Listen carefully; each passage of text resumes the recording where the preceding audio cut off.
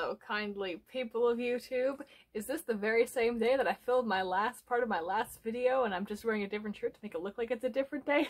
Absolutely not. So this is a video I've been wanting to do, like, since I started this channel. And I've actually, like, filmed it once, like, months ago, and then didn't like how it turned out and didn't post it. So, we are gonna try it again. I feel a little bit weird doing this video with, you know, Cameron Boyce passing away a couple weeks ago, but I thought showing appreciation for the movies that he was in isn't disrespectful. So, I'm gonna be talking about the Descendants movies, which are, like, kind of my guilty pleasure movies, because, like, I know they're Disney Channel movies. They're not exactly cinematic masterpieces, but I really like them. And I am, unironically, excited for the third one, and it's coming out 2nd of August. So, yep. Alrighty, let's do this. So, Descendants 1 and 2 are these Disney Channel movies. The first one came out in 2015, the second one came out in 2017. There's gonna be like two main parts to this video. First, whoever is stomping upstairs, please stop. The first part is gonna be the plot and also discussing the musical numbers, because this is a musical, which is probably part of the reason why I like it. Also, fun fact, these movies were directed by the same guy who directed the High School Musical movies.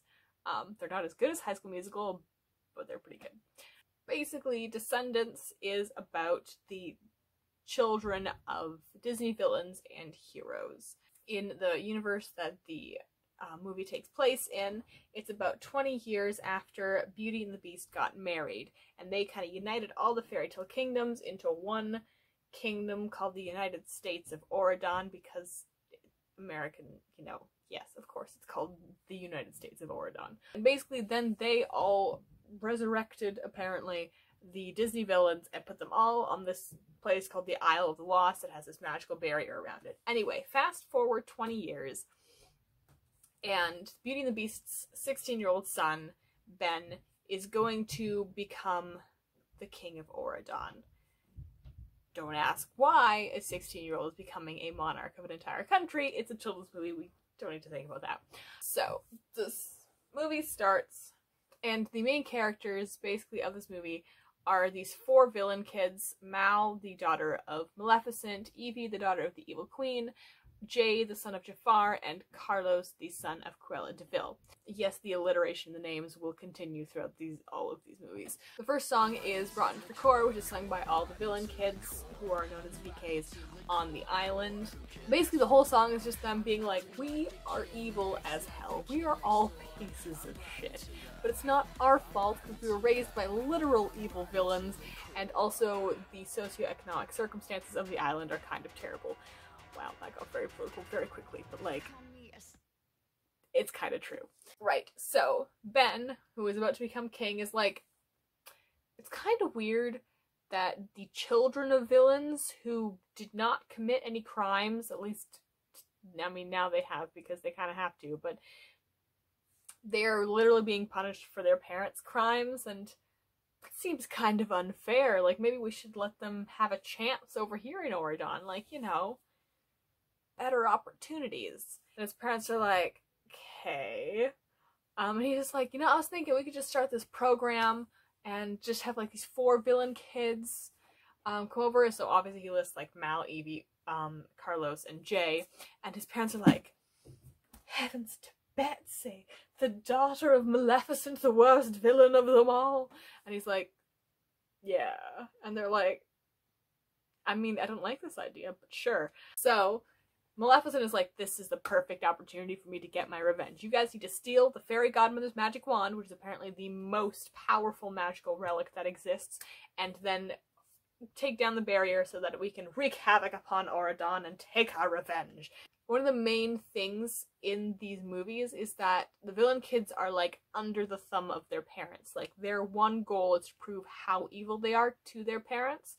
So they're like, okay, yes, let's do this. So they go to Oregon, and they're, you know, welcomed by Prince Ben and his girlfriend Audrey, who is the daughter of Sleeping Beauty, and she's a bit of a bitch. She's like those, like, condescendingly nice mean girls. I'm sure you have met one or two in your life. Yeah, she's the worst. So they find out that the magic wand is in the museum, so they break into the museum because Carlos is a hacker and Jay is a thief. So, yes. Anyway, in this museum there's this, like, exhibit about the villains, and it has, like, these big wax statues, and the kids are like, oh shit, it's like they're here.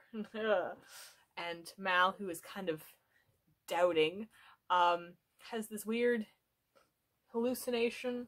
Musicals are great. They can be, like, as artsy as they want to be. A musical number happens in which the statue of her mother comes to life. Did I mention that Maleficent is played by Kristen Chenoweth?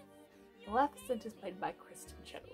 And there's this big musical number, super Broadway, and it's called Evil Like Me. It is catchy as hell. It does not fit at all with Maleficent's character in, like, the, like, original Sleeping Beauty, but it's Kristen Chenoweth, so no one really cares.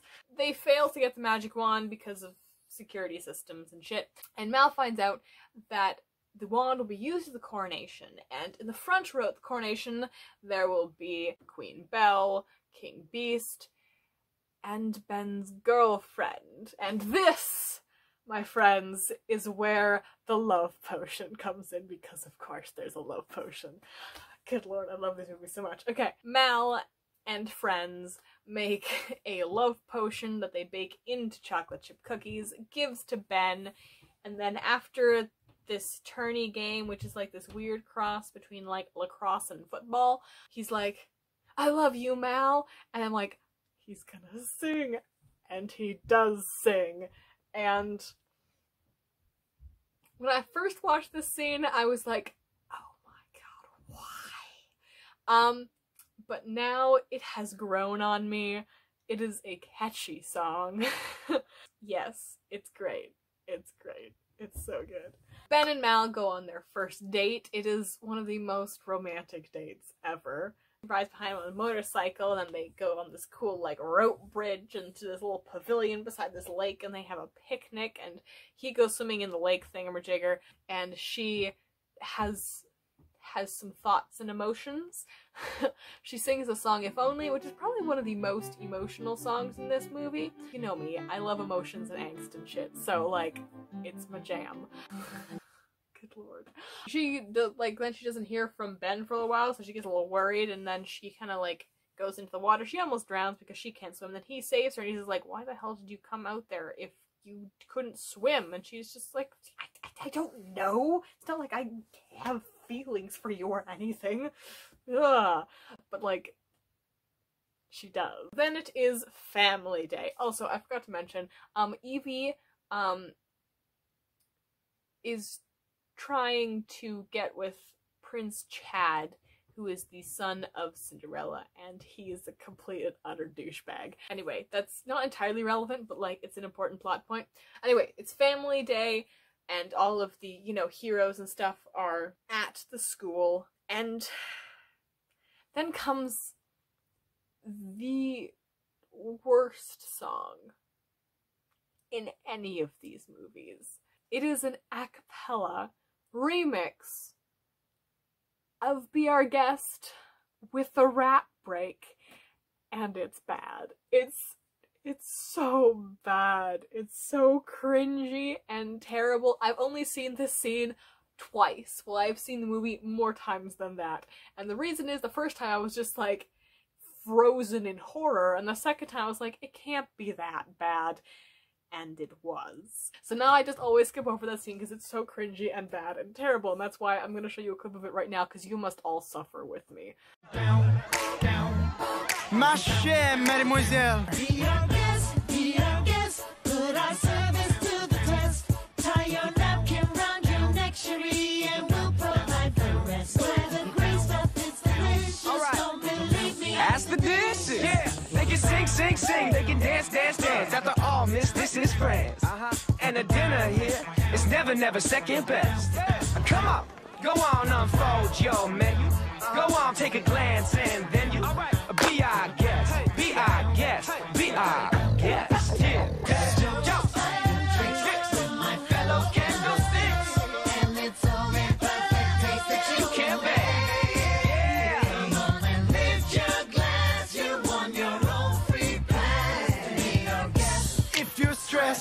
fine dining we suggest. It's bad, right? Yeah? Yeah, okay. Some stuff happens at the family day. Sleeping Beauty's mother is there and is just like, oh my goodness, it's Maleficent, and Mal's like, it's her daughter, and she's just like, oh my goodness, what are you doing here?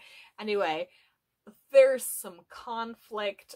Evie kind of sprays Chad with the magical sleeping potion they had. I forget what that was originally supposed to be for, but like, yes, stuff happens. Ben defends them, and then, yes, stuff happens. Anyway, the coronation is set to happen the next day, and Mal is feeling very conflicted about this whole thing because she's kind of falling for Ben, because obviously. And so she makes this, like, counter love potion, as she puts in this little cupcake that she gives to Ben the next day, and says, just, like, eat it after the coronation.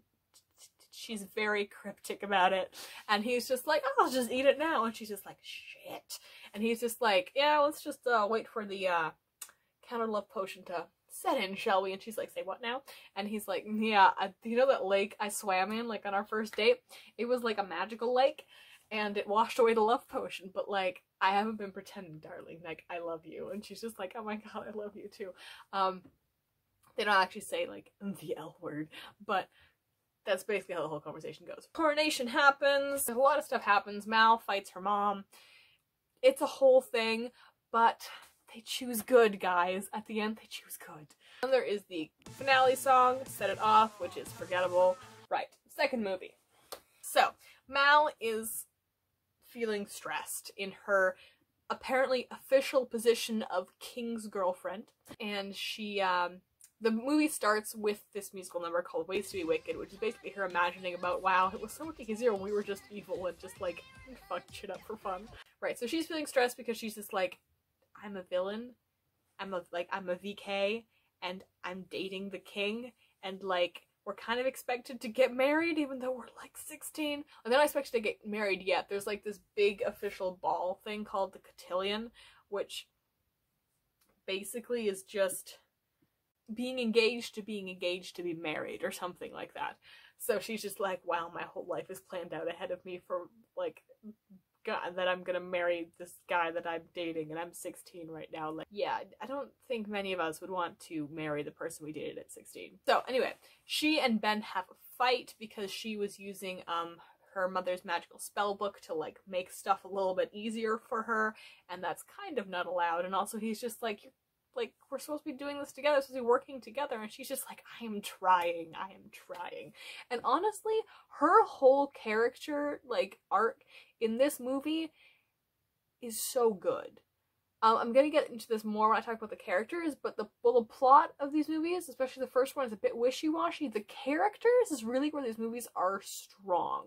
She runs away to the Isle because she's just like, at least shit made sense over there. And we find out that on the Isle, while she's, like, been away, a new VK has arisen to be the leader. And it's Uma, the daughter of Ursula. And there's this song called What's My Name, basically introducing her, and it is catchy as hell.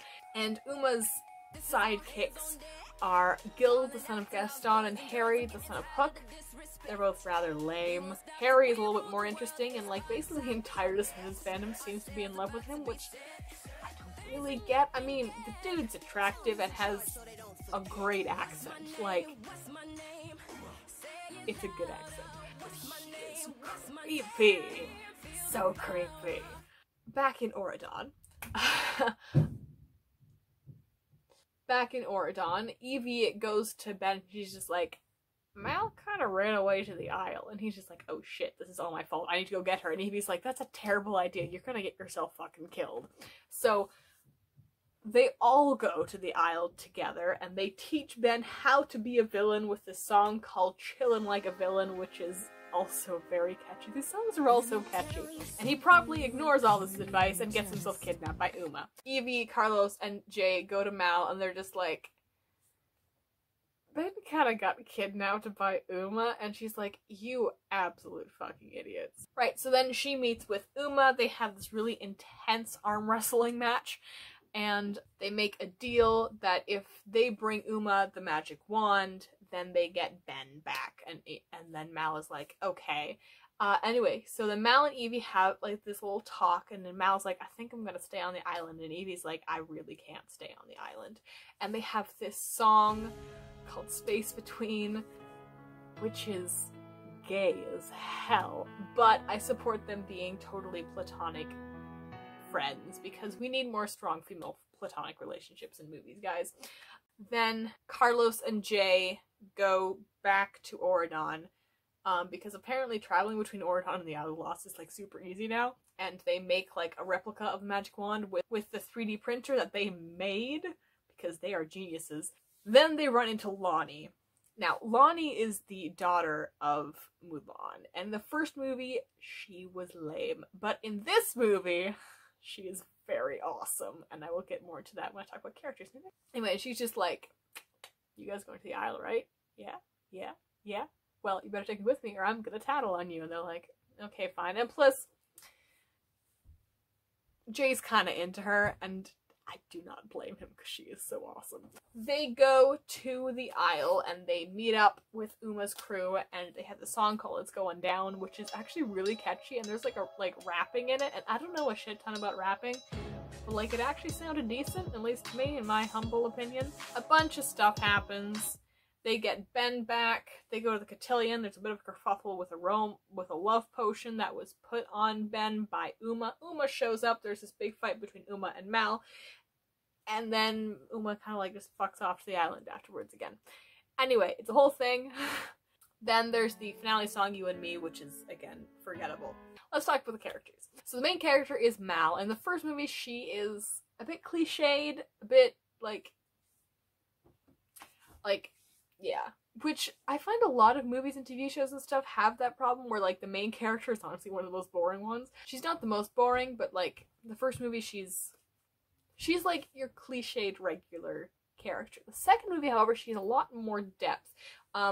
We see a lot more of her insecurities, especially as being a VK, but being a prominent public figure in Oregon. And yeah, she's a bit more vulnerable, a bit more insecure, and she also gets panic attacks. I'm not sure if these are panic attacks. They seem like panic attacks to me, or like where her eyes go green as like kind of like a random flashback to her fight with her mom. There's not a lot of kids movies and stuff that deal with mental health issues and shit. And as someone who gets panic attacks, I thought that was really cool that they had that in there. Right, so let's talk about Evie. She's probably like my favorite character in these movies, and I think she has like the most character depth and development, although I obviously may be a little bit biased in that. She was raised by the evil queen who had a lot of influence over her and kind of taught her that you need a prince. Like that's the one, you need to marry a prince, and then everything will be great. She was taught very traditional gender roles, but she also doesn't reject these once she undergoes more character development. Like, one of her best skills is the fact that she's a good seamstress. And what I really liked about it as well is that once she gains more confidence, comes more into her own, she does not, like, she isn't just like, oh, I can't sew, that's like a girly thing to do. Like, she's confident and awesome, but it's not like she has to, like, reject all those, like, traditionally feminine things. Like, she can still do those things because she's good at those things. She realizes that she's actually smart with the help of Doug, who is the son of Dopey, and their relationship is probably one of the best ones in these movies. Like, obviously Ben and Mal are, like, the main couple, but Evie and Doug have such a good partnership. In the second movie, we see how she kind of has, like, her own, like, small business where she's a seamstress and Doug is, like, her accountant person, and their relationship is just so good. It's, like, cooperation and partnership and shit, and, like, we don't see a lot of those relationships in movies, so I think that's really cool. And in the second movie, I think, is just, like, so much better than the first one. Like, the first one is good, the second one is great. And in the second one, we also see more of her concern for the other VKs on the island, like, especially when she goes back. There's this one scene where she almost gets pickpocketed by a bunch of younger VKs. I did not expect to feel this much emotion connecting to these movies, but, like, Evie's character brings that. You have to take me with you. Yes. Are you sure? Yeah. She's my best friend. And we'll bring the boys too because they're safety numbers and none of us is really too popular over there right now. Thank you. But let's get two things straight. You have to promise me that I won't get stuck there again. I promise. And then this scene where she reunites with Dizzy, good lord, Dizzy is a treasure and must be protected at all costs because she is a precious, sweet child. And then at the end of the movie, she kind of asks Ben, like, I'd like to bring more VKs to Oridon to give them the opportunities that we were given because they need that. They can't stay under the influence of their parents. Their parents are abusive. Also, the way that these movies, I don't know, like, I am not at all qualified to fucking talk about this, but I feel like these movies talk more about emotional abusive parents than most kids' movies do. Anyway, correct me if I'm wrong, but I think these movies did a fairly decent job, like, for being Disney Channel movies, like, decent. Then there is Jay. Jay and Carlos have a little bit less character development in these movies than Mal and Evie do, so I hope that they get a bit more in this next movie. So Jay's the son of Jafar, and he is a thief, and he enjoys just stealing shit and fucking shit up. Like, just, like, that's his thing. He has a lot of energy. When he gets to Oridon, he joins the tourney team, which I mentioned is like this cross between lacrosse and football. Anyway, and he learns to channel his energy into sports and learns that he's actually a good leader, which is why in the second movie he is the captain of the Swords and Shields team, which is like this sword fighting team sport. Yeah, he's a good leader. So when Lonnie comes along and wants to join the team, and Chad is like, you can't join the team. It says right here in the rule book, a team will be made up of a captain and 7 men or 6 men. And he's just like, you're not a man, Lonnie. And I'm like, you're not a man either, Chad. You're like 16. Anyway, and then at the end of the movie, Jay is just like, a captain and 7 men, all right. You're a new captain, everybody. And it's great.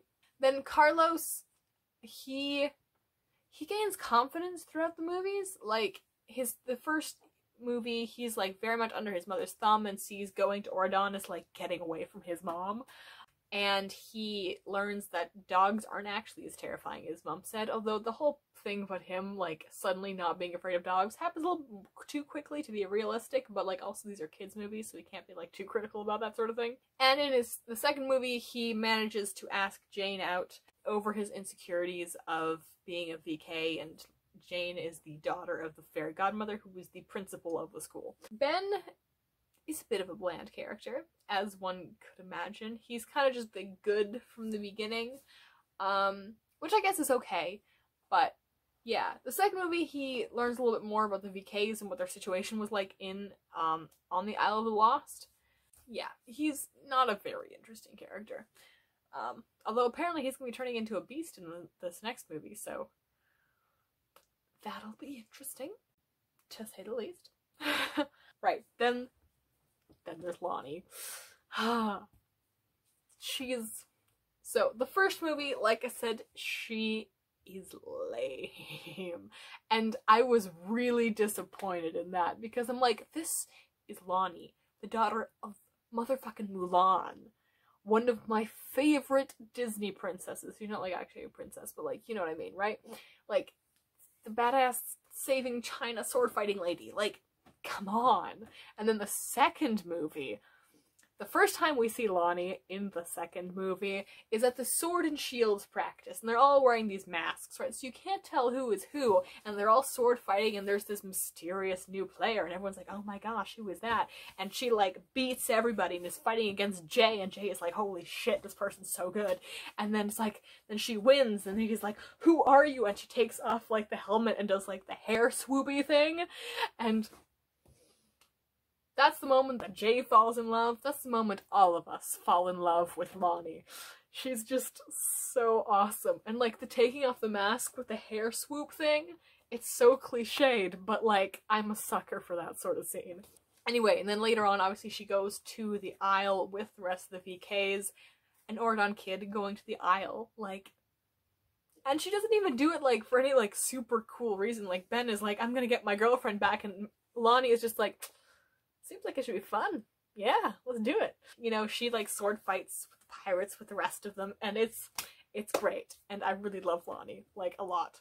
Alright, then there's Uma, who I'm not sure how to talk about this character because she seems like she's a fairly complex character, but also I don't know how to articulate why that is.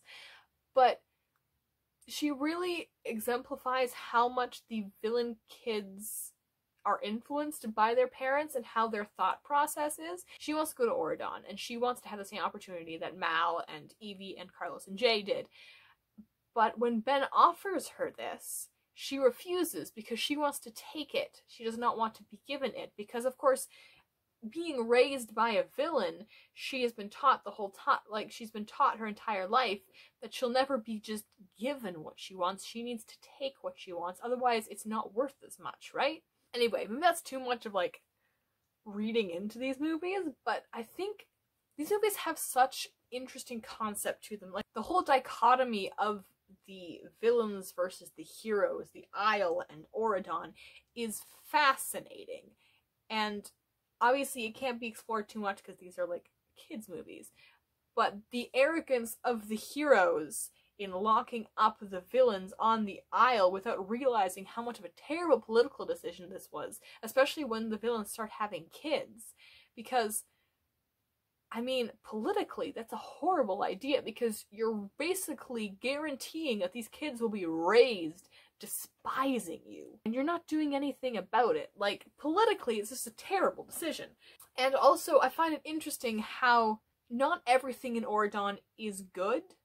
Like, there are things that are better on the Isle than they are in Oridon. Like, obviously the Isle is terrible, but it doesn't have sexism, which Oridon does, which I thought was really interesting. And I don't know if I'm reading too much into this, like I said, but it could be Disney commenting on the fact that a lot of their old, like, a lot of the classic Disney movies were made in a very sexist time, like Snow White and Cinderella, Sleeping Beauty, like 30s, 40s, 50s, 60s. Like, these were very sexist times. Yeah, I find it interesting how it is Oridon that has the sexism and not the Isle, because, I mean, there are a lot of, like, villains are basically, I'd have to actually look at all the Disney villains, see how many villains are men and women, but, like, I think it's fairly even. Which makes sense why Isle is, you know, the one that isn't sexist and more focused on skills. And also on Oridon, all the girls wear dresses, like, all of them, except for Lonnie in the second movie. So yeah, I thought that was fascinating, and I'd have to think more about it to really draw a conclusion from it.